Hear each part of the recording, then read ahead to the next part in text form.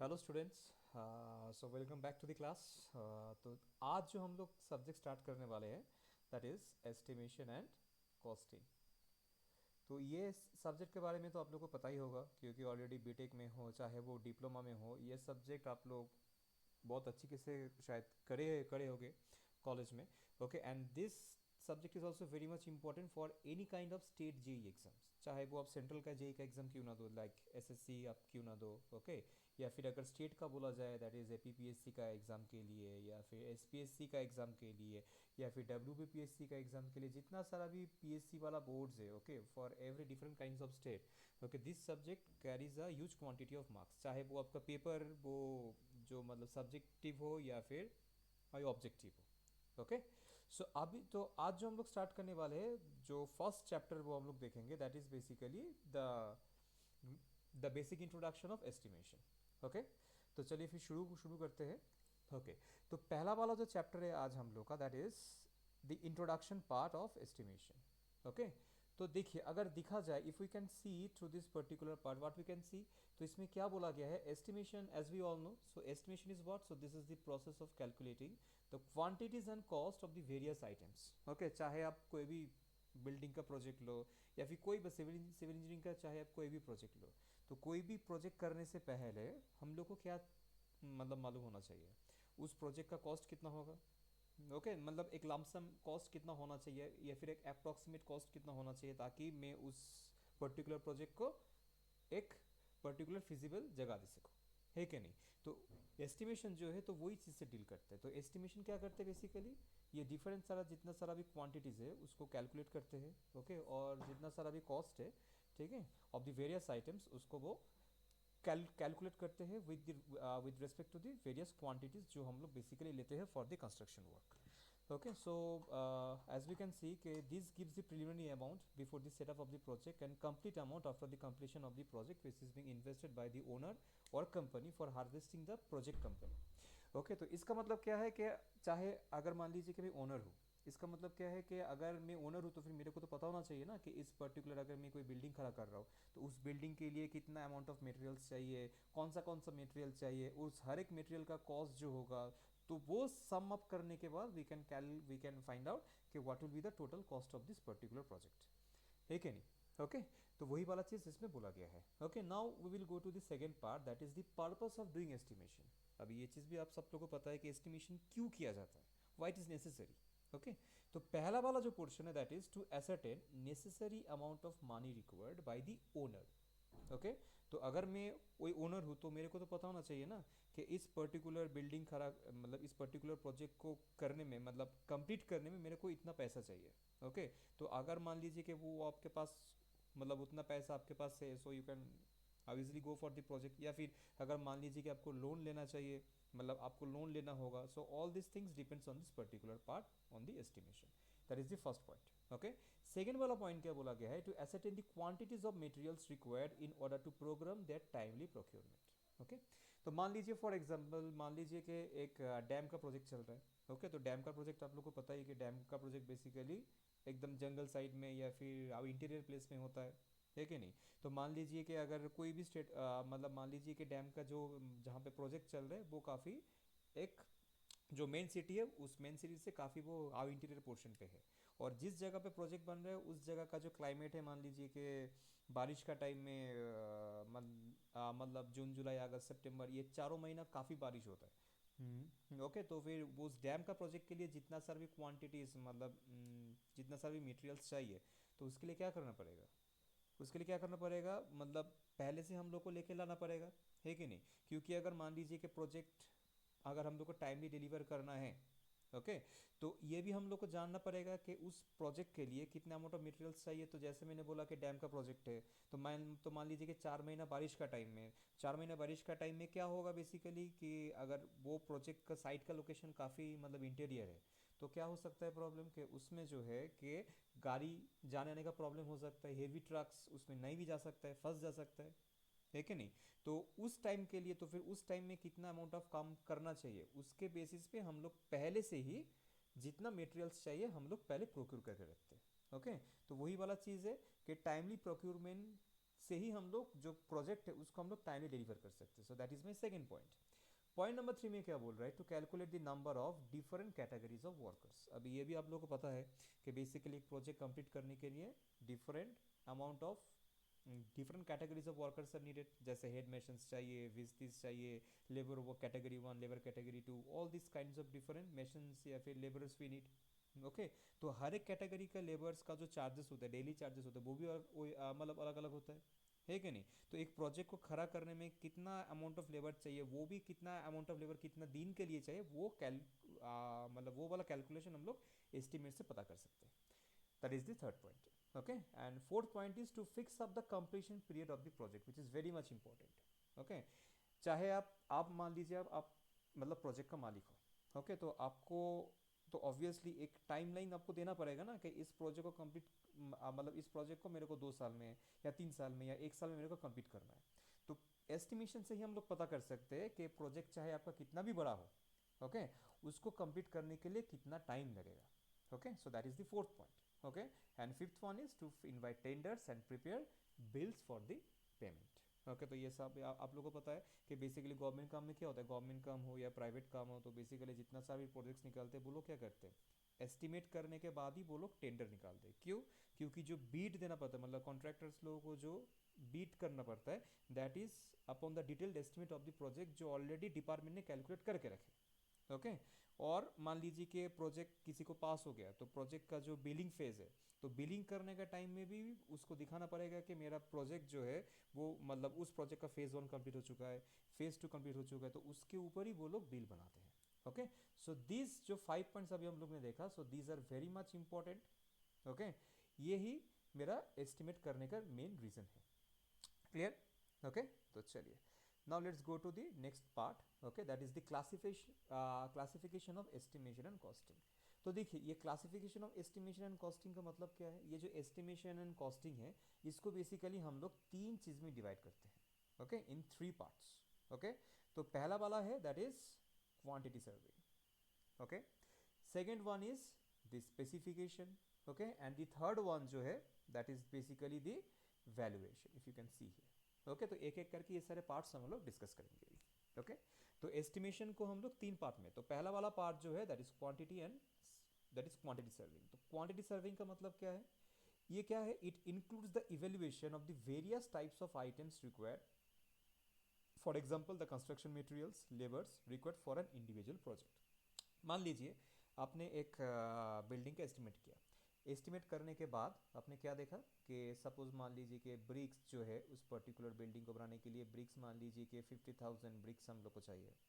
Okay, जो rods है या फिर जो आयरन बार्स है, मान लीजिए around 5 ton of iron bars we need. Okay, मान लीजिए कि जो कोर्स जो आपका मान लीजिए कि कोर्स सेग्रीगेट्स है. ओके, तो कोर्स सेग्रीगेट्स में मान लीजिए कि around around around 500 cubic metre of coarse segregates we need. Okay, तो ये सब चीज़ हम लोग को कहाँ से पता चलेगा, ये सब चीज़ हम लोग को क्वांटिटी एस्टिमेट से ही पता चलेगा. ओके, तो क्या है कि ब्रिक्स मान लीजिए कि हम लोग को 50,000 नंबर्स में हम लोग ने कैलकुलेट किया कि ब्रिक्स 50,000 चाहिए. आयरन बार्स या फिर रॉड्स जो है वो हम लोग को 5 टन चाहिए. कोर्स सेग्रीगेट्स जो है मान लीजिए कि वो हम लोग को अराउंड 500 क्यूबिक मीटर का चाहिए. ओके, तो ये जो अभी हम लोग को पता चल गया, this is what, this is basically the quantity estimate that we got. Okay, अब इसके बाद सेकेंड वाला जो चीज़ आता है that is basically the specification. Now this is what, अभी जैसे देखिए स्पेसिफिकेशन में क्या है, जैसे अभी हम लोग ने क्या देखा कि ब्रिक्स. ओके, ब्रिक्स में अभी हम लोग ने क्या देखा, ब्रिक्स में हम लोग को चाहिए 50,000 number of bricks we need. लेकिन ब्रिक्स का भी डिवीजन होता है. कैसे? जैसे मान लीजिए एक होता है हम लोग का फर्स्ट क्लास ब्रिक, है कि नहीं. दूसरा क्या होता है हम लोग का second class brick. Okay, and तीसरा is the third class brick. तो अगर ये डिवीजन को दिखा जाए, if we see this particular division, then what is that, तो मान लीजिए जिस ब्रिक्स का एस्टिमेट हम लोग ने 50,000 किया था, तो उनमें फर्स्ट क्लास ब्रिक मान लीजिए कि हम लोग को 40,000 numbers of first class brick चाहिए. सेकेंड क्लास ब्रिक में क्या है, मान लीजिए कि 5,000 numbers of second class bricks we need. Third class brick में भी मान लीजिए हम लोग ने क्या क्या 5,000 numbers of third class bricks we need. तो इसमें से क्या पता चल रहा है, ये ब्रिक्स को भी हम लोग ने डिवाइड कर लिया. Okay, in terms of their specifications. Okay, similarly मान लीजिए कि रॉड्स, जैसे हम लोग ने क्या देखा, रॉड्स मान लीजिए कि रॉड्स मतलब आयरन बार का बात किया जाए तो रॉड्स मान लीजिए कि if around 5 tons of rod we need. Okay, तो 5 टन में मान लीजिए कि 16 डायमीटर वाला जो रॉड्स है वो मान लीजिए कि हम लोग को 1 टन चाहिए। ओके, 12 डायमीटर वाला जो रॉड है वो मान लीजिए कि हम लोग को 2 टन चाहिए। ओके, उसके बाद मान लीजिए कि 8 डायमीटर वाला जो रॉड्स है वो भी मान लीजिए कि हम लोग को 2 टन चाहिए। तो क्या किया फिर हम लोग ने, ये जो क्वांटिटी सर्विंग में हम लोग ने एस्टिमेट किया था रॉड्स का 5 टन, तो उसको भी हम लोग ने स्पेसिफाई कर दिया। कैसे कि 16 डायमीटर वाला रॉड्स हम लोग को चाहिए 1 टन, 12 डायमीटर वाला रॉड्स हम लोग को चाहिए 2 टन, 8 डायमीटर वाला रॉड्स हम लोग को चाहिए 2 टन। ओके, तो यही होता है क्या हम लोग का बेसिकली स्पेसिफिकेशन।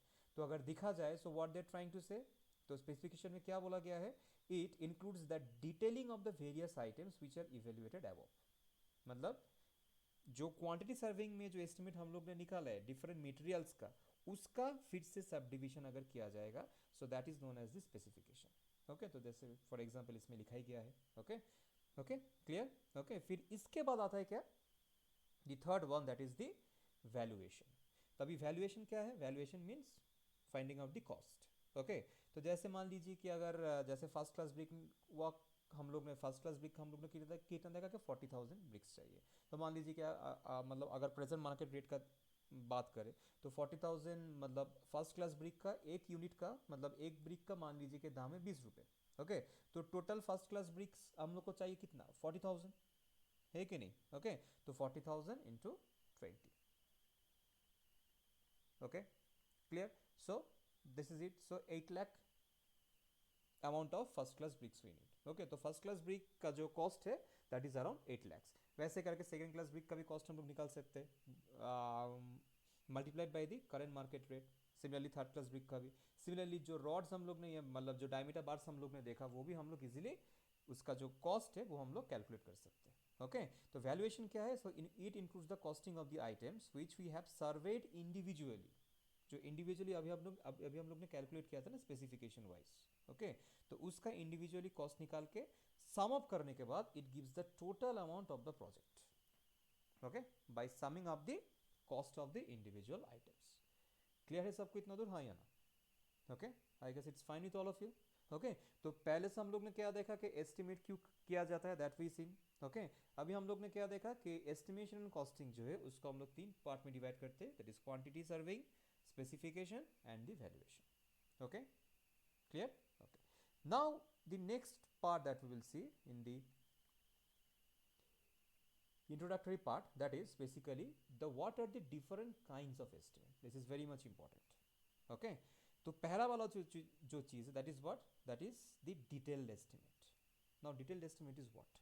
Okay, तो detailed estimate में क्या क्या चीज होता है, it includes the reports. Reports means किस तरीके का रिपोर्ट, लैंड का रिपोर्ट होना चाहिए। ओके, जिस जगह पे हम लोग ने सर्वे किया है ओके उस जगह का सर्वे का रिपोर्ट होना चाहिए। ओके, मतलब लैंड का सर्वे का रिपोर्ट होना चाहिए। अगर मान लीजिए कि आपने उस जगह में सॉइल टेस्ट किया, ऑब्वियसली सॉइल टेस्ट तो करना ही पड़ेगा चाहे वो कोई भी प्रोजेक्ट हो। ओके, तो सॉइल टेस्ट का भी रिपोर्ट होना चाहिए। Okay, so all this kinds of report. उसके बाद स्पेसिफिकेशंस, जैसे अभी हम लोग ने देखा ना कि उस पर्टिकुलर प्रोजेक्ट के लिए कितना टाइप्स ऑफ मटेरियल्स चाहिए उसका स्पेसिफिकेशंस हम लोग को चाहिए। उसके second third is one, third is the detail drawings of the project. तो ड्राइंग मतलब ड्राइंग में देखिए दो चीज होता है। Okay, one is the plan of the structure and the other one is the cross sectional plan of the structure. Okay, अगर ये दोनों ड्राइंग अगर हम लोग के पास अवेलेबल नहीं है तो डिटेल्ड एस्टिमेट मतलब एस्टिमेट ही हम लोग कर नहीं सकते। क्लियर है। Okay, so detail drawings means the plan as well as the cross sectional plan, ये दोनों चीज हम लोग को चाहिए। ओके, उसके बाद क्या चाहिए हम लोग को, डिज़ाइन डेटा मतलब आरसीसी वाला डेटा। ओके, जो आपने डिज़ाइन किया यूजिंग IS 456, अगर वो बिल्डिंग का प्रोजेक्ट हो, अगर मान लीजिए कि स्टील का प्रोजेक्ट हो सो बेसिकली यूजिंग IS 800। तो डिज़ाइन डेटा जो हम लोग ने मतलब जिस बेसिस पे हम लोग ने उस बिल्डिंग का डिज़ाइन किया है उसका टोटल डेटा हम लोग के पास होना चाहिए। Okay, and the basis of the rates adapted मतलब जो SOR हम लोग बोलते हैं, that is the schedule of the rates. Okay, तो स्केड्यूल ऑफ रेट्स जो है ये हर एक स्टेट के लिए डिफरेंट होता है, वो स्टेट गवर्नमेंट से ही मिलता है। ओके, मतलब ये जो रेट्स हम लोग ने लिया है तो वो अब कहाँ से लिए हो, ओके तो उसका जो मतलब स्केड्यूल है वो हम लोग को देना पड़ेगा in the detailed estimate. Okay तो डिटेल्ड एस्टिमेट अभी करना क्यों है, why do we go for the detailed estimate, it gives us what, it is generally used for technical sanction. Okay चाहे कोई भी टेक्निकल प्लान हो, अगर टेक्निकल प्लान अगर हम लोग को पास कराना है, ओके टेक्निकली अगर प्लान को पास कराना है तो टेक्निकल सैंक्शन के लिए या फिर बैंक का लोन के लिए this estimate is needed. Administrative approval, चाहे वो आपका मतलब आप लोग को पता ही है कि कोई भी प्लान अगर हम लोग को पास कराना है तो फिर किसका, अगर वो पर्टिकुलर प्रोजेक्ट अगर मेरा जो मतलब अगर जो मान लीजिए साइट जो है वो मतलब मेरा जो मतलब म्यूनिसिपैलिटी के अंदर पड़ रहा है तो फिर म्यूनिसिपैलिटी का परमिशन होना चाहिए।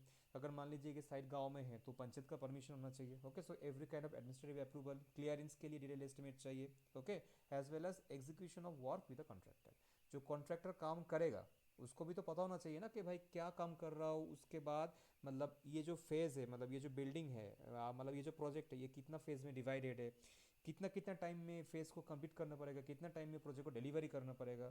ओके तो कंट्रैक्टर के साथ काम एग्जीक्यूट करने के लिए भी detailed estimate is very much necessary. Okay so this is the first point which is detailed estimate, clear to everyone. Okay now this second point that is the preliminary या rough estimate. अभी rough estimate या preliminary estimate का मतलब क्या है, देखिए अब the thing is detailed estimate में हम लोग ने क्या मतलब हम लोग ने क्या देखा था कि डिटेल्ड एस्टिमेट में टोटल चीज हम लोग के पास है। ओके लेकिन राफ एस्टिमेट के टोटल चीज है, मतलब हम लोग के पास प्लान है, हम लोग के पास क्रॉस सेक्शनल प्लान है, हम लोग के पास डिजाइन डेटा है, ये जो तीन बेसिक चीज हम लोग का जो है वो हम लोग के पास है। राफ एस्टिमेट क्या है, मान लीजिए कि आपके पास सिर्फ एक प्लॉट ऑफ लैंड है।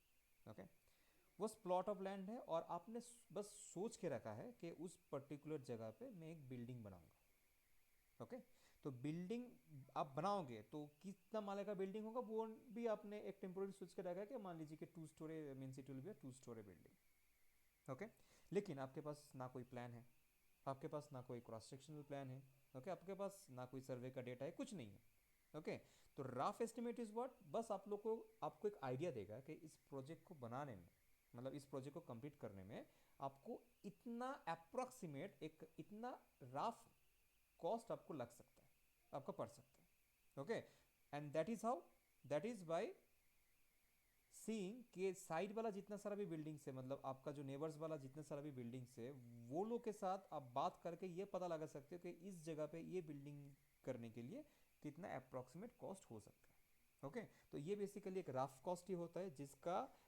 मतलब डिटेल्ड एस्टिमेट के साथ जो कॉस्ट है वो काफ़ी वेरी करता है। ओके ये बस आपको आइडिया देते हैं और कुछ नहीं। ओके तो क्या बोला गया है, so this is an approximate estimate to find out the cost in a very short interval of time. Okay बस आपको बस एरिया या फिर जो वॉल्यूम है वो आपको पता होना चाहिए। ओके क्यों किया जाता है, to give the owner of the project an approximate idea of the total amount to be invested. तो जितना अमाउंट हम लोग इन्वेस्ट कर रहे हैं, ओके तो कितना अमाउंट हम लोग को इन्वेस्ट करना पड़ेगा उस प्रोजेक्ट को कंप्लीट करने के लिए, तो वही वाला चीज़ हम लोग रफ एस्टिमेट से कैलकुलेट कर सकते हैं। ओके तो ये इसका मतलब ये रफ एस्टिमेट करने के लिए there are basically two methods we use which is the plain area method and is the cubic metre method, जो हम लोग देखेंगे मतलब नेक्स्ट टॉपिक्स में या मतलब नेक्स्ट चैप्टर्स में। Okay so this is my second kind of estimate which is known as the preliminary और rough estimate. I guess this is clear to everyone. Okay okay चलिए next third that is the quantity survey. Okay तो अभी जैसे हम लोग ने क्या देखा, quantity survey is what, basically it's a complete estimate of the list of the quantities used to complete the concern project. Okay एक प्रोजेक्ट में कितना अमाउंट ऑफ कितना सारा मटेरियल्स चाहिए, मटेरियल्स मतलब वो अगर मतलब मटेरियल्स मतलब बिल्डिंग मटेरियल्स तो है ही, उसके साथ साथ डिफरेंट टाइप्स ऑफ लेबर्स वो भी आ जाता है किसमें, मेरा क्वांटिटी सर्वे में। ओके तो एक बिल्डिंग कंप्लीट करने के लिए कितना amount of materials labours etcetera वो सब चाहिए, तो वो ही हम लोग को कहाँ से मिलता है, we can get it from the quantity survey. Okay which is the third one. Next fourth one जो है point number 4 that is the revised estimate. Now revised estimate is basically what, okay मान लीजिए कि आपने क्या किया, मान लीजिए कि अगर जो मतलब कोरोना का टाइम का बात किया, ओके तो कोरोना जैसे हम लोग का कौन सा साल को हुआ था, 2020 मतलब 2020 को लॉकडाउन हुआ था, हाँ या ना। ओके अच्छा तो मान लीजिए उस टाइम में, अब ये आप लोगों को पता है कि मतलब बहुत सारे लोग जो है मतलब बहुत मतलब जितना सारा भी कंस्ट्रक्शन का काम था अक्रॉस अक्रॉस द नेशन, सारे हॉल्ट हो चुका था। मतलब लेबरर्स लोग, नेशंस लोग, सर मतलब सभी लोग अपने घर चले गए थे, हाँ या ना। तो मान लीजिए कि कोरोना से पहले एक प्रोजेक्ट अप्रूव हुआ था, गवर्नमेंट का प्रोजेक्ट अगर बात करें तो एक प्रोजेक्ट अप्रूव हुआ था, ओके। तो वो प्रोजेक्ट ऑलरेडी चल रहा था, ओके। लेकिन बीच में लॉकडाउन हो गया, तो लॉकडाउन के लिए क्या हुआ, 3-4 महीने के लिए प्रोजेक्ट हॉल्ट हो गया, ओके। फिर 3-4 महीना के बाद जब प्रोजेक्ट स्टार्ट हुआ, तब कॉन्ट्रैक्टर ने क्या देखा कि ये जो मतलब जिस रेट से वो प्रोजेक्ट लिया था, वो रेट मतलब कौन सा रेट था, वो उस टाइम का रेट था। कोरोना के बाद क्या हुआ था, जितना सारा भी मटेरियल्स है, हर एक चीज़ का दाम बढ़ गया। तो फिर प्रॉब्लम क्या फेस किया उसने, कि जिस रेट से वो प्रोजेक्ट लिया था, वो उस रेट से अगर काम करेगा अभी का, तो क्या होगा, उसका लॉस ही लॉस होगा, ओके। तो अगर ऐसा हुआ, ओके, तो मतलब वो उसका जो काम है, ओके, वो टोटल उसका एक लॉस में चला जाएगा, ओके। तो उसके लिए वो क्या करेगा, वो फिर जिस डिपार्टमेंट से वो प्रोजेक्ट लिया है, उस डिपार्टमेंट में जाके वो बोलेगा कि देखिए कि अभी मतलब लॉकडाउन होने के बाद जो है, इसका जो कॉस्टिंग वगैरह जितना सारा भी मटेरियल्स का दाम सब बढ़ मतलब क्या, लेबर चार्ज बढ़ गया है। तो पहला वाला मतलब जिस कॉस्ट से हम लोग अप्रूव मतलब प्रोजेक्ट लिए थे, उस पैसे से अभी काम नहीं होगा, तो आपको जो है उसको थोड़ा रिवाइज करना पड़ेगा, okay. So that kind of estimate is known as what, the revise estimate, okay. तो ये बेसिकली 5%, अगर मान लीजिए कि 5% का रेट फ्लक्चुएशन होता है, क्योंकि अगर मान लीजिए कि एस्टिमेटेड कॉस्ट जो था प्रोजेक्ट का, वो तो पहले से ही पता होता है, ओके।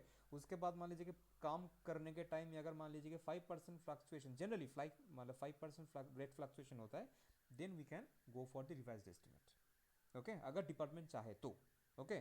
तो ये मेरा रेट में भी हम लोग रिवाइज कर सकते हैं, या फिर मान लीजिए कि क्वांटिटीज़ अगर थोड़ा सा रिवाइज कर रहे हैं, मतलब कहीं पे कुछ क्वांटिटीज बढ़ाना है या फिर घटाना है, तो उसके लिए भी हम लोग we go for the revise estimate, okay. तो देखिए क्या बोला गया है, so basically revised estimate is what, this is a detailed estimate for the revised quantities and rates of the items of works originally provided in the estimate।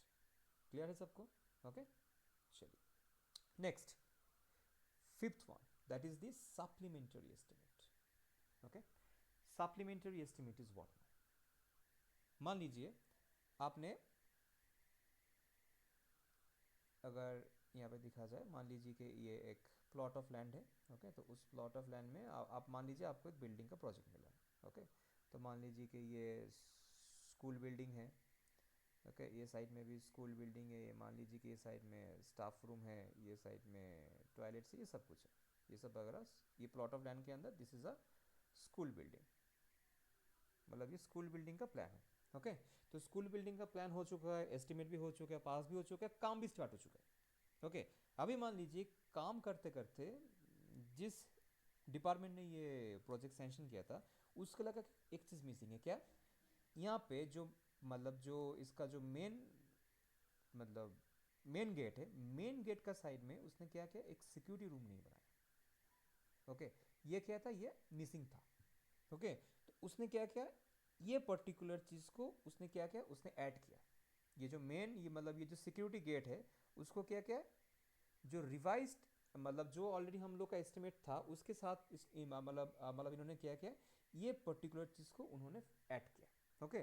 So that thing is known as the supplementary estimate. तो supplementary estimate में basically होता क्या है, जो estimate हम लोग already बना चुके हैं उसमें कोई चेंजेस नहीं होगा, ओके। लेकिन सप्लीमेंट्री आइटम्स ऐड होगा, एडिशनल वर्क्स ऐड होगा, मैं समझ में, okay. So that thing known as a supplementary estimate. तो फिर उसके लिए क्या हो जाएगा, कॉस्ट जो है प्रोजेक्ट का जो कॉस्ट है वो ऑटोमेटिकली बढ़ जाएगा, क्लियर है, ओके। तो देखिए क्या बोला गया है, सो सप्लीमेंट्री एस्टिमेट में अगर दिखा जाए, सो this is what basically, this is another type of detailed estimate done when there is a change or additional works are included due to the material deviation of a structural nature, okay. So this is known as supplementary estimate, clear, which is the fifth type of estimate, okay.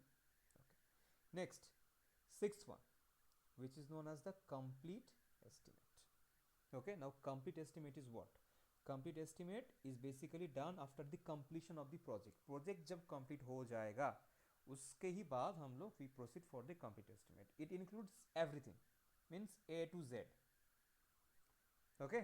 तो अब A to Z का मतलब क्या है, starting from the cost of the land, जिस land के ऊपर आप बिल्डिंग बना रहे हो उस लैंड का ऑब्वियसली एक कॉस्ट तो होगा ही, ओके।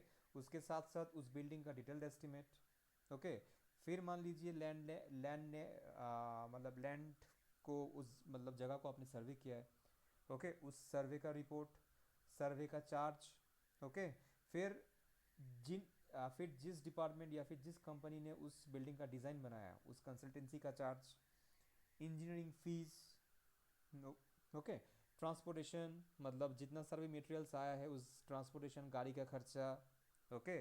फिर लेबर मतलब जिसने वो लोडिंग अनलोडिंग किया है वो सब चीज़ का खर्चा, कंटीजेंसी कॉस्ट, अगर मान लीजिए कि लैंड में कुछ प्रॉब्लम था, उसका कुछ लेवल मतलब कुछ कंडीशन था तो फिर उसका legal expenses, each and everything, okay. ताकि कंप्लीट होने के बाद जो ओनर है उसको पता चले इस प्रोजेक्ट को कंप्लीट करने के लिए मेरा इतना पैसा गया है, okay. So that thing is known as the complete estimate. तो देखिए बोला ही गया है this type of estimate is done after the total completion of the project, project खत्म होने के बाद ही करते हैं हम लोग, okay.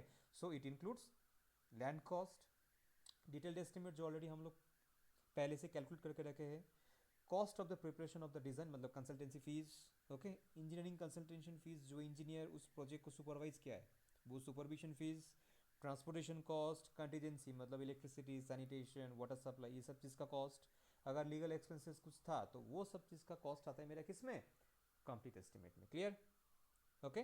So this is the 6 type of estimate. Clear है सबको इतना दूर, हाँ या ना, ओके। चलो, now the next one, that is the seventh one, which is the annual maintenance or repair estimate, okay।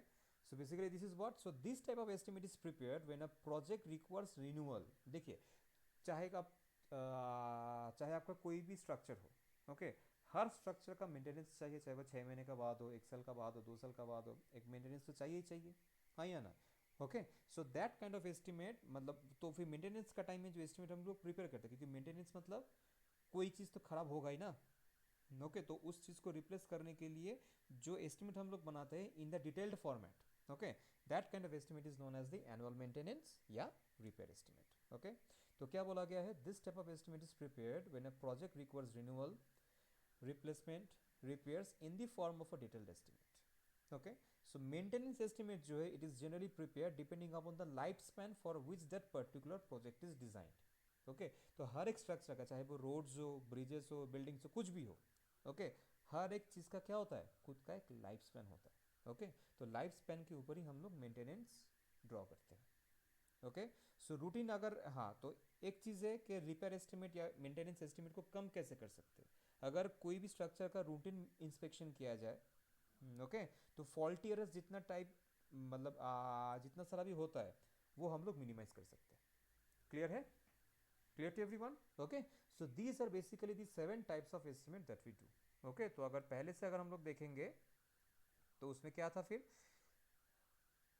First one क्या था हम लोग का, डिटेल्ड एस्टिमेट था, ओके। जो डिटेल में सब कुछ होता है, सबका रिपोर्ट्स को लेके, ड्राइंग से लेके सब कुछ होता है, ओके। तो उसके बेसिस पे हम लोग कॉस्ट कैलकुलेट करते हैं। सेकंड वन क्या था, rough estimate. Third one was the quantity survey. Fourth one was the revise estimate, okay. मतलब अगर मान लीजिए कि रेट्स बढ़ गया, ओके, या फिर कुछ मटेरियल डेविएशन आया, so that is the revise estimate. Fifth one क्या है, सप्लीमेंट्री एस्टिमेट। सिक्स क्या है, complete estimate which is the A to Z estimate. And seventh one is the annual maintenance या repair estimate. Clear to everyone, okay. चलिए, now the next part that is the different terms. अभी हम लोग चले जाएंगे directly, हम लोग किस में, अभी हम लोग चले जाएंगे बिल्डिंग एस्टिमेट में, ओके। तो बिल्डिंग एस्टिमेट में जाने से पहले कुछ कुछ टर्म्स हम लोग को जानना बहुत ही जरूरी है, ओके। तो पहला वाला जो है that is the plinth area, okay. Now plinth area is what, plinth area is what, plinth area देखिए क्या बोला गया है, the built of covered area measure at the floor level of the basement और any storey of a building, okay. Plinth का मतलब क्या होता है, ओके। एवरी इंडिविजुअल फ्लोर अगर दिखा जाए, अगर हम लोग यहाँ पे थोड़ा डायग्राम करके देखते हैं,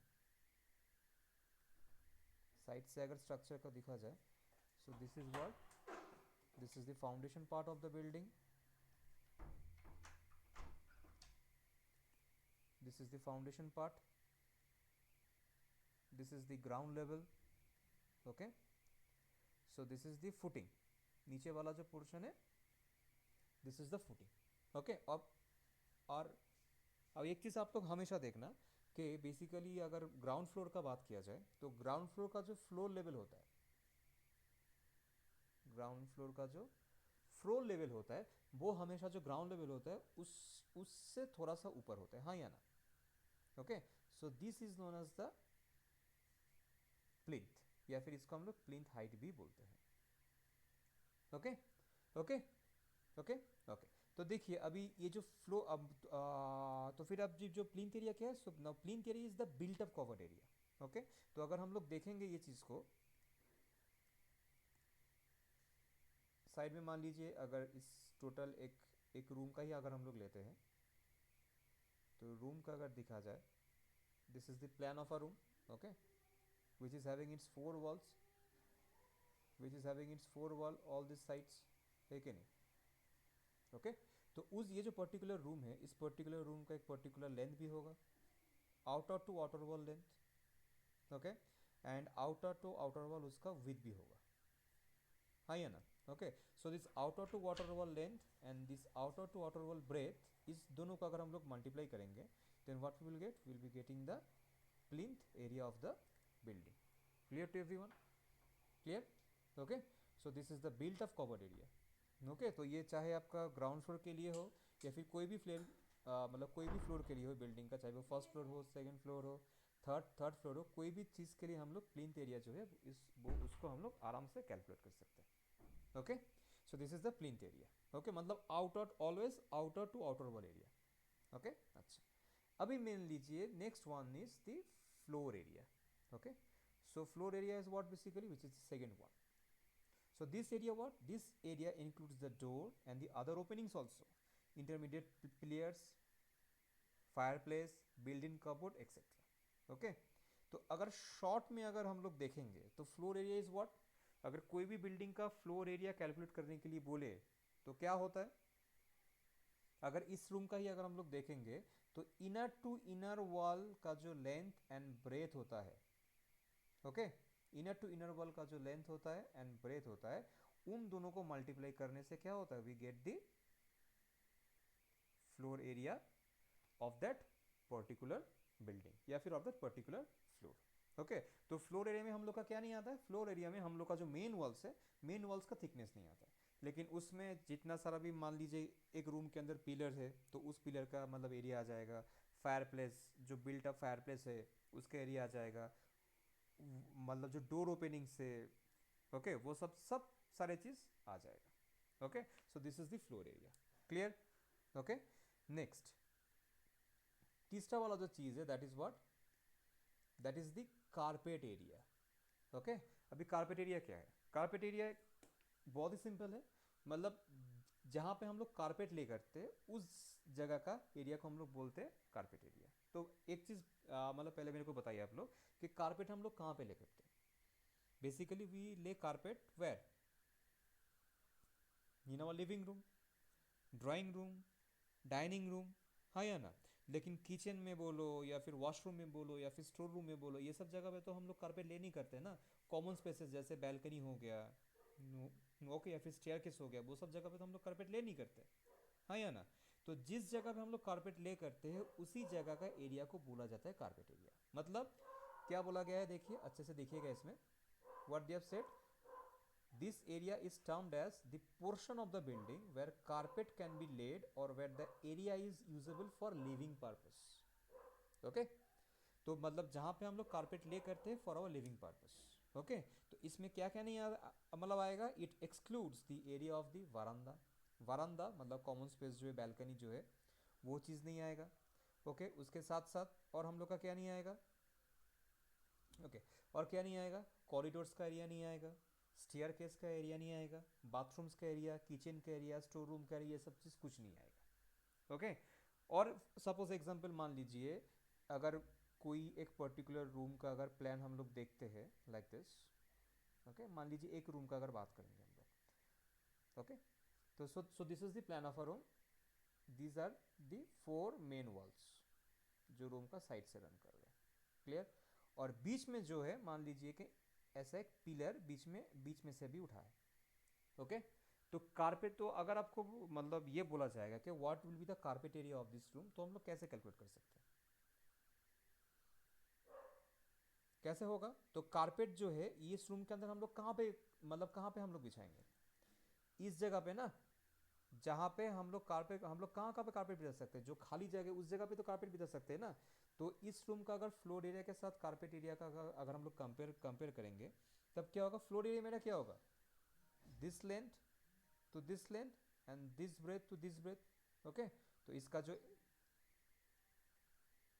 inner wall to inner wall है उसका length, and inner wall to inner मतलब वॉल जो है फिर उसका ब्रेथ। ओके, तो फ्लोर एरिया क्या हो जाएगा, दिस एल इंटू बी हो जाएगा मेरा फ्लोर एरिया। लेकिन कारपेट एरिया क्या होगा, कारपेट एरिया क्या होगा, लेंथ एंड ब्रेथ दोनों ही होगा, लेकिन इसमें देखिए एक पर्टिकुलर पिलर भी है, इंटरमीडिएट पिलर भी है, तो उस पिलर का भी एरिया जो है वो भी माइनस हो जाएगा। आया समझ में? ओके, क्योंकि पिलर के अंदर से तो आप कारपेट ले नहीं सकते, आप तो कारपेट ले नहीं कर सकते ना। Okay, so that is known as what, so that is known as the carpet area. Clear? Okay, चलिए next point number 4। Okay, that is the covered area. Okay, now covered area is what, covered area वो is what, मान लीजिए एक building में आपका एक building में 3 floor है। ओके, तो ग्राउंड फ्लोर जो है, ग्राउंड फ्लोर से मान लीजिए फर्स्ट फ्लोर, मतलब जो ग्राउंड फ्लोर का जो प्लिंथ एरिया है, ओके, और फर्स्ट फ्लोर का जो प्लिंथ एरिया है दोनों सेम है। लेकिन सेकंड फ्लोर जो है, मतलब टॉप फ्लोर जो है, उस टॉप फ्लोर का जो प्लिंथ एरिया है वो ग्राउंड फ्लोर और फर्स्ट फ्लोर से बड़ा है। कैसे? मान लीजिए कि अगर अगर हम लोग ने मतलब बाहर ने तो मतलब मतलब बाहर हम लोग कैंटिलीवर लगा के उसका प्रोजेक्शन कर दिया है, तो ऑब्वियसली जो सेकंड फ्लोर का प्लिंथ एरिया होगा वो मेरा ग्राउंड फ्लोर और फर्स्ट मतलब फर्स्ट फ्लोर से बड़ा ही होगा, हाँ या ना? तो एक पर्टिकुलर बिल्डिंग में जितना सारा भी फ्लोर हो चाहे प्रॉब्लम नहीं होता है, मतलब हो सकता है, लेकिन जिस फ्लोर का एरिया सबसे ज़्यादा होता है, ओके, मान लीजिए कि जैसा वो अभी हम लोग ने डिस्कस किया कि ground floor, first floor and second floor में सबसे बड़ा एरिया किसका है, मतलब सबसे बड़ा प्लिंथ एरिया किसका है, सेकंड फ्लोर का है। ओके, तो सेकंड फ्लोर का एरिया जो है that will be the covered area of that particular building, मतलब maximum area, maximum plinth area of any floor, that is taken as the covered area of that particular building. Okay, तो वही वाला चीज बोला गया, देखिए क्या बोला है, the ground area covered by the building as a whole immediately above the plinth level. Okay, so that area is known as the covered area.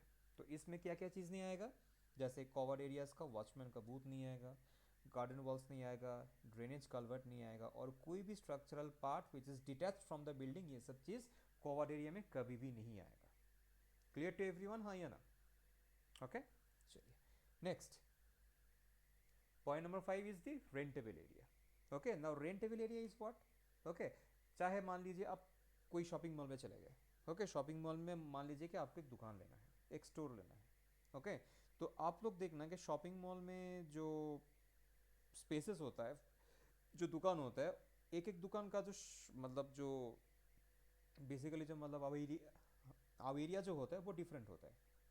कोई दुकान का मतलब एरिया बड़ा होता है, कोई दुकान का एरिया छोटा होता है, हाँ या ना? ओके, तो रेंटेबल एरिया क्या है, मान लीजिए आप शॉपिंग मॉल में गए, आपको एक जगह खाली दिखने को, आपको मतलब एक दुकान लेना है, आपने एक जगह खाली दिखा, तो आपने क्या किया, उस जगह का जो टोटल कारपेट एरिया है उसको आपने कैलकुलेट किया। ओके, तो उस कारपेट एरिया को कैलकुलेट करने के बाद एक रेट होता है, मतलब मान लीजिए कि वो करेंट अभी मार्केट रेट क्या चल रहा है, मार्केट रेट मतलब उस जगह का रेंट रेट। तो जो उस शॉपिंग मॉल का जो मतलब ओनर है वो आपको क्या बोला कि पर स्क्वायर फीट अगर रेंट आप लेंगे तो per square feet I will take around 500 rupees per month. Okay, तो आपने, तो फिर आपको जिस दुकान पसंद आया, मान लीजिए उस दुकान का जो है, उस दुकान का जो मतलब टोटल जो कारपेट एरिया है वो मान लीजिए कि दैट इज 1000 स्क्वायर फीट है। ओके, तो फिर आपका रेंट एरिया कितना हो जाएगा, this 1000 square feet multiplied by the rate of each square feet that is 500 rupees. तो रेंट एरिया क्या कितना हो जाएगा, 5100। ओके, मतलब it will be 5 lakh rupees per month. Clear है? Okay, so this is the rentable area. Okay तो ऐसे ही मतलब मेट्रो सिटीज़ में चाहे मतलब सिर्फ कॉमर्शियल कॉम्प्लेक्स नहीं, चाहे आप कोई फ्लैट वगैरह कुछ भी लेन पे ले रहे मतलब ले रहे हो, चाहे वो दिल्ली का साइड में या बैंगलोर का साइड में, हर जगह ओके ये जो रेंट होता है it is calculated based on this particular area. आप कौन सा रूम रेंट पे ले रहे हो और उस रूम का एरिया कितना है उसके ऊपर ही वो लोग रेंट डिसाइड करते हैं। Clear? Okay so this is the fifth one. Okay now the sixth one जो है that is what, that is the circulation या फिर फ्री स्पेस एरिया, सर्कुलेशन और the free space area. Okay now circulation और free space area का मतलब क्या है, तो देखिए क्या बोला गया है, a certain amount of free space और area is provided for the movement and access to the different room.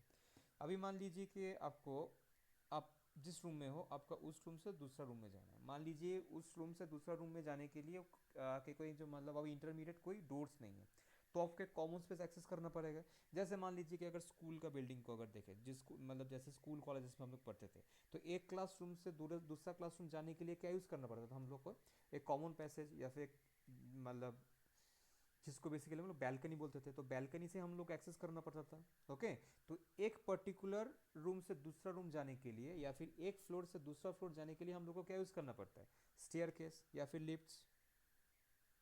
Okay तो ये जो मूवमेंट है, चाहे वो मूवमेंट आपका हॉरिजॉन्टल हो, मतलब हॉरिजॉन्टल लेवल पे हो या फिर वर्टिकल लेवल पे हो, मतलब फ्लोर टू फ्लोर मूवमेंट हो या फिर रूम टू रूम मूवमेंट हो, उसके लिए जो फ्री स्पेस या फिर सर्कुलेशन स्पेस हम लोग अलॉट करते हैं, that area is known as the free space और या सर्कुलेशन एरिया। ओके जैसे कॉरिडोर का एरिया हो गया, बैल्कनीज का एरिया हो गया, वरांदा का एरिया हो गया, स्टेयर केस का हो गया, लिफ्ट्स का हो गया। Okay so all those areas comes under the circulation and free space area. Clear to everyone? Clear? Okay तो अभी देखिए ये जो फ्री स्पेस एरिया है, ओके इसको भी हम लोग दो चीज में डिवाइड करते हैं। Okay one is what, one is the horizontal circulation area, okay and the second one जो है that is the vertical circulation area. Okay the horizontal circulation area is what now, ये क्या है, it comprises of the areas of veranda. Okay मतलब horizontal movement के लिए, तो horizontal movement के लिए जो कॉमन पैसेज होता है, जैसे वरांदा होता है, बैल्कनीज हो गया, कॉरिडोर्स हो गया।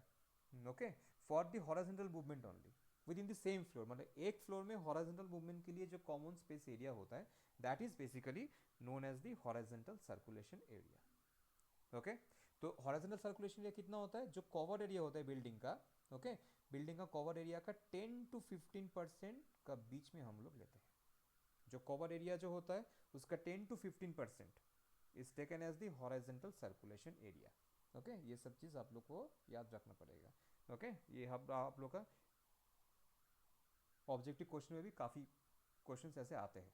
ओके सेकेंड वाला जो है that is what, that is the vertical circulation area. Now this is what, ये जो स्टेयर केस का एरिया हो गया या फिर लिफ्ट का हो गया, मतलब वर्टिकल मूवमेंट के लिए जो कॉमन स्पेस का जो एरिया होता है that is known as the vertical circulation area. Okay so vertical circulation area is basically kept between 4 to 5% of the cover area of the building। जो cover area होता है उसका 4 to 5% का बीच में होता है vertical circulation area।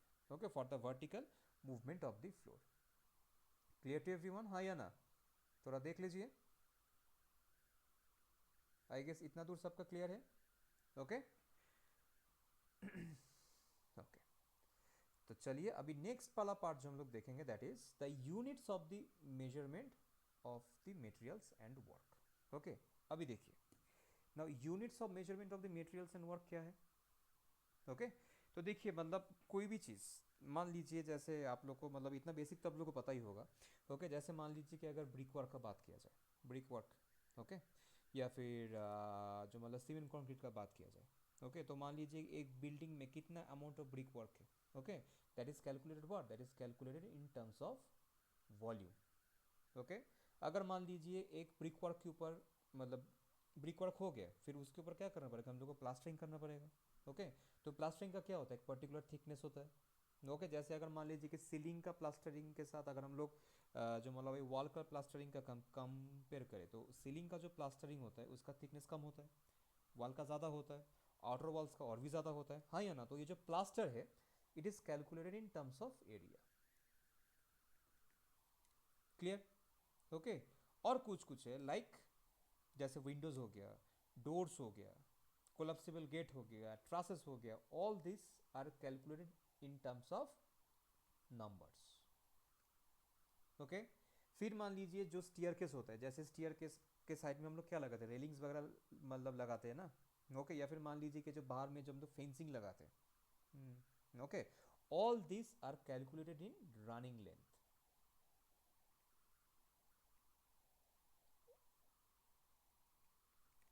Okay, all this things are calculated in running length. Okay, मतलब metre centimetre में कैलकुलेट किया जाता है। ओके, या फिर फीट में कैलकुलेट किया जाता है। ओके, तो ये मतलब तो फिर देखिए कौन सा यूनिट हम लोग मतलब बेसिकली कौन सा काम के लिए किस तरीके का यूनिट हम लोग लेंगे। Okay, it depends on the type of work which we are doing. तो वो उसको हम लोग वॉल्यूम के हिसाब से भी कैलकुलेट कर सकते हैं। वॉल्यूम मतलब क्या, it can be calculated in terms of metre cube, cubic feet, या फिर cubic centimetre. Okay, area it can also be calculated, मतलब जो वर्क है that can also be calculated in terms of area. तो अगर area हो गया तो फिर उसका यूनिट क्या होता है, स्क्वायर मीटर होता है, फुट स्क्वायर होता है, सेंटीमीटर स्क्वायर होता है। ओके, नंबर्स मतलब जैसे मान लीजिए कि एक घर में कितना नंबर्स ऑफ डोर लगा हुआ है, 1 2 3, सो इन रनिंग नंबर्स। ओके, तो नंबर्स पे भी कैलकुलेट करते हैं हम लोग। And the third one and the fourth one is the running length, मतलब जैसे फेंस हो गया, हैंड्रेल्स हो गया। ओके, तो इसको हम लोग मीटर सेंटीमीटर में भी हम लोग कैलकुलेट करते हैं। क्लियर? ओके, तो अगर देखा जाए तो हम लोग देखते हैं यहाँ पे, फिर let's go to this part. तो क्या बोला गया है देखिए, so units of measurement are categorised for their nature, shape and size for making payment which normally consist of the following. क्योंकि देखिए इस जो क्वांटिटी ऑफ वर्क है, ओके, उसको जिसके ऊपर भी हम लोग कैलकुलेट करेंगे उसको ऊपर में ही फिर उसका रेट दिया जाता है। अगर मान लीजिए कि मतलब अगर ब्रिक वर्क का बात करें तो ब्रिक वर्क का आप लोग देखना है, मतलब जैसे हम लोग ने पहले बोला था ना SOR मतलब स्केड्यूल ऑफ रेट्स, उसमें आप लोग देखना है कि ब्रिक वर्क का जो रेट होता है it is always given in cubic metre. Okay, वो हमेशा क्यूबिक मीटर में ही आता है। प्लास्टरिंग का rate that is always in square metre. Flooring का जो रेट है it always comes in square metre. Doors windows it comes in number. अभी किस तरीके का डोर अभी हम लोग बना रहे हैं, चाहे वो मतलब भाई वुडन डोर हो, या फिर जो मतलब एलुमिनियम का डोर हो, तो फिर उसके बेसिस पे वो उसका रेट डिपेंड करता है। हैंडरेल्स बोलो, फेंसिंग बोलो, all these are expressed in running metre या फिर रनिंग लेंथ। ओके, तो इसका जो रेट है वो रनिंग मीटर के हिसाब से या फिर रनिंग फुट के हिसाब से लेंथ दिया जाता है। क्लियर? तो देखिए जैसे इसमें भी बोला गया है, सिंगल यूनिट्स जैसे windows doors these are expressed in numbers, जो ऑलरेडी हम लोग ने मतलब डिस्कस किया है। फिर क्या बोला है, जैसे फेंसिंग हैंडल्स हो गया, okay, these are expressed in running metre, मतलब रनिंग लेंथ पे मतलब हिसाब से। फिर मान लीजिए कि प्लास्टरिंग हो गया, वाइट वॉशिंग हो गया, कलर हो गया, ये हम लोग का एरिया में कैलकुलेट किया जाता है, मतलब स्क्वायर मीटर में कैलकुलेट किया जाता है। और बड़ा बड़ा जैसे काम होता है, जैसे मान लीजिए कि क्यूबिकल वर्क होता है, मतलब जैसे आर्थ वर्क, एक्सकवेशन का काम, या फिर सीमेंट कंक्रीट का काम, या फिर मशीनरी का काम, मतलब ब्रिक वर्क्स वगैरह, ये जितना सारा भी होता है, all this are expressed in volume means in cubic metre. Clear? Okay, तो एज पर IS 1200 देखिए इस पर ये जो चार्ट है इसमें क्या दिया हुआ है कि basically this various things are given है। ओके, तो मतलब देखिए जैसे आर्थवर्क का बोला है, ओके, आर्थवर्क क्या है, measured in cubic metre. Okay, in excavation मतलब बिल्डिंग खोदने का, मतलब जब बिल्डिंग बनाएंगे तब क्या करना होगा हम लोग को, पहले फाउंडेशन बनाना पड़ेगा। तो फाउंडेशन करने के लिए क्या करना पड़ेगा, हम लोग को आर्थवर्क करना पड़ेगा, मतलब आर्थवर्क को एक्सकवेट करना पड़ेगा। तो उसका जो मेजरमेंट किया जाता है that is done in cubic metre. तो और उसका जो यूनिट ऑफ पेमेंट है that is per percentage of cubic metre, उसका रेट ऐसे लिखा जाता है। ओके, फिर earthwork in filling plinth and foundation trenches, earthwork filling का काम में भी it is also calculated in cubic metre, तो इसका रेट भी पर परसेंटेज क्यूबिक मीटर में ही है। अगर कंक्रीट का काम बोले, चाहे वो RCC का हो, मतलब प्लेन सीमेंट कंक्रीट का हो, PCC का हो, कुछ भी हो, लाइम कंक्रीट हो, कुछ भी हो, all this are calculated in cubic metre except lime concrete in roof terracing. Okay, roof terracing मतलब रूफ मतलब छत पे जो एक लेयर हम लोग देते हैं ना लाइम कंक्रीट का, ताकि मतलब वाटर सीपेज ना हो या फिर हीट अब्जॉर्ब ना हो। ओके, तो so only that kind of lime concrete is calculated in square metre, बाकी जितना सारा भी है it is calculated in cubic metre. Clear? उसके बाद डैम प्रूफ कोर्स जो है, okay, that is also calculated in square meter. okay, brick work all देखिए cubic metre cubic metre cubic metre, लेकिन देखिए thin portion thin partition walls है, मतलब अब देखिए मतलब इसमें ब्रिक वर्क में भी डिफरेंस है। कैसे? जो मेन वॉल्स होता है जैसे फाउंडेशन वाला, प्लिंथ वाला, सुपर स्ट्रक्चर में जितना सारा भी मेन वॉल्स होता है, मेन वॉल्स मतलब जो लोड बेयरिंग वॉल्स होता है, all those load bearing walls are calculated in cubic metre. लेकिन जो लाइट पार्टीशन वॉल्स होता है, ओके, मतलब जिसमें से लोड कैरी नहीं होता, those are known as the thin partition walls, only those kind of walls are calculated in square metre. Okay, clear? Next, store machinery cubic metre में होता है। वुडन वर्क जैसे डोर्स का हो गया, विंडो फ्रेम्स का हो गया, ये क्यूबिक मीटर में होता है। शाटर्स वगैरह जितना सारा भी है ये स्क्वायर मीटर में किया जाता है। डोर्स विंडोज का जो फिटिंग्स होता है, हिंज, टावल बोल्ट्स, मतलब टावर बोल्ट्स, फ्रिंजेस, जितना सारा भी होता है, all those are in number, कि कितना नंबर ऑफ बोल्ट्स लग रहा है, कितना नंबर ऑफ हिंजेस लग रहा है, all those are calculated in numbers. Clear? Okay, उसके बाद जितना सारा भी स्टील वर्क्स है, ओके, मतलब बार्स जिसको हम लोग बोलते हैं, all those are calculated in what? Quintals. Okay, except the iron grills. Iron grills मतलब जो कोलाप्सिबल में हम लोग यूज करते हैं, okay, only those are calculated in square metre. लेकिन बाकी जितना सारा भी है आपका रेनफोर्समेंट बार से लेके रेलिंग से लेके बोल्ट्स नट्स, जितना सारा भी है स्टील रेनफोर्समेंट जितना सारा भी है, all those are calculated in quintals, और उसका रेट भी मेरा पर क्विंटल के हिसाब से ही होता है।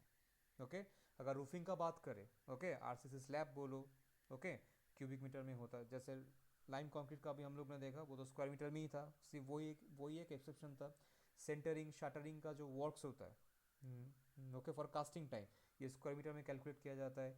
एसी रूफ शीट रूफिंग जो होता है, this is also calculated in square metre. Okay, similarly अगर हम लोग प्लास्टरिंग का बात करें, फ्लोरिंग का बात करें, all those are calculated in what? In square metre. Okay, फिर उसके बाद रेन वाटर पाइप का बात करें, प्लेन पाइप का मतलब जो पाइप्स हम लोग का रूफ से लेके एकदम नीचे तक आता है, ओके, ऑल दोज आर, चाहे वो आपका पीवीसी पाइप हो, ओके, या फिर कास्ट आयरन पाइप हो, all those are calculated in what? This are calculated in the running metre. Okay, steel wooden trusses जो है, those are also calculated in number.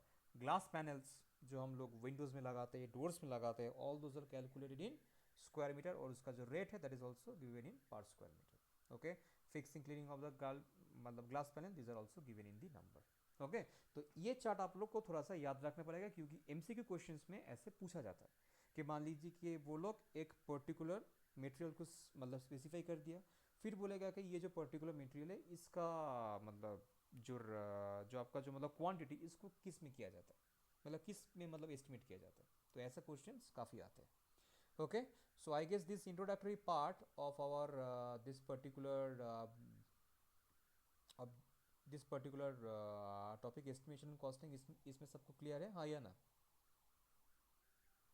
Okay, so this is very basic part. तो अगर शुरू से देखा जाए तो फिर हम लोग ने क्या देखा कि पर्पस, जो हम लोग का मेन पर्पस है, that we had seen purpose of doing estimation. Okay, उसके बाद हम लोग ने फिर क्या देखा था कि what are the different types of estimate. Okay, जैसे क्वांटिटी सर्विंग हम लोग करते हैं, स्पेसिफिकेशन, उसके बाद वैल्यूएशन, मतलब एस्टिमेशन कॉस्टिंग को 3 पार्ट में डिवाइड किया जाता है। उसके बाद हम लोग ने फिर क्या देखा था, डिफरेंट टाइप्स ऑफ एस्टिमेट। उसमें क्या क्या था? Detailed estimate, rough estimate, quantity survey, revised estimate, supplementary estimate, complete estimate and maintenance estimate.